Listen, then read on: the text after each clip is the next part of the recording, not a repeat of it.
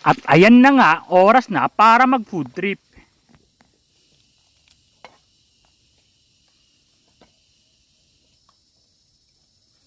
Tara kain. Sarap. What's up guys? Namitas nga pala ako dyan ng mga sariwang gulay para may mailuto doon mamaya sa gubat. Una kong pinitas ay patola. Ang sunod ko naman pinitas ay mga okra. Lulutuin ko nga pala ang mga ito mamaya sa gata. Sunod ko namang pinitas ay ang mga talong.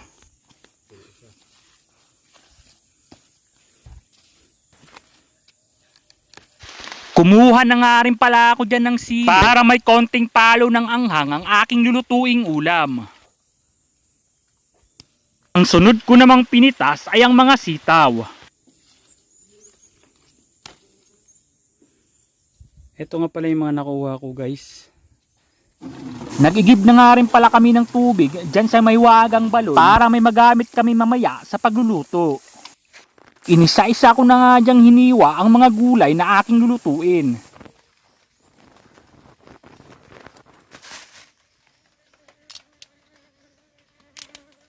Dahil nga lulutuin ko sa gata ang mga gulay at wala rin kaming dalang kayuran ng nyug, ay gumamit na lang muna kami ng malupitang life hack. Gawa pala sa kawayan ang kayuran na iyan.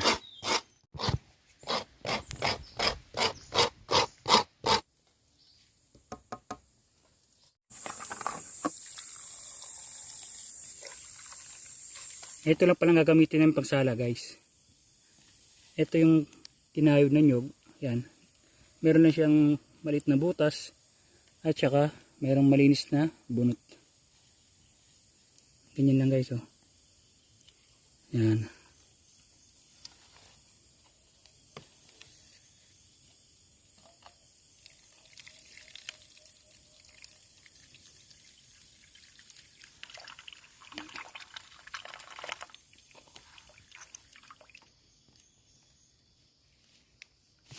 Isinalang ko na nga dyan sa kaldero ang mga hiniwa kong gulay. Meron na nga rin pala ako dyan mga inihandang pangsahog sa gulay.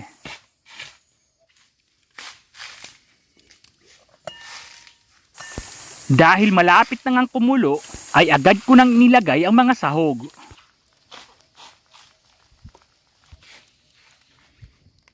Malapit na ngang maluto ang ulam dyan, kaya nag-ihaw na rin ako ng tuyo para may pang-partner sa gulay.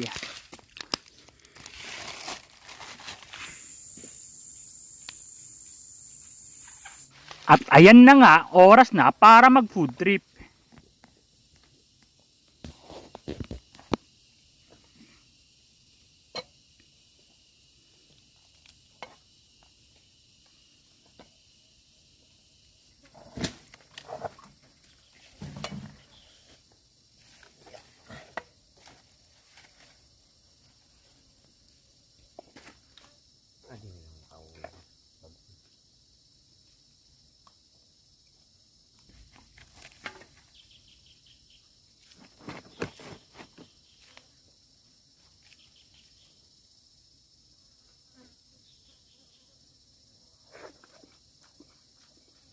Tara kain.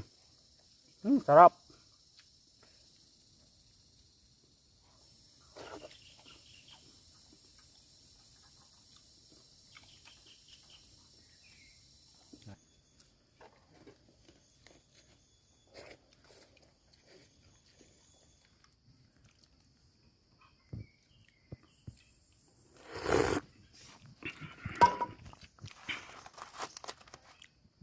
O mga bata, hanggang sa susunod na pagkikita, paalam!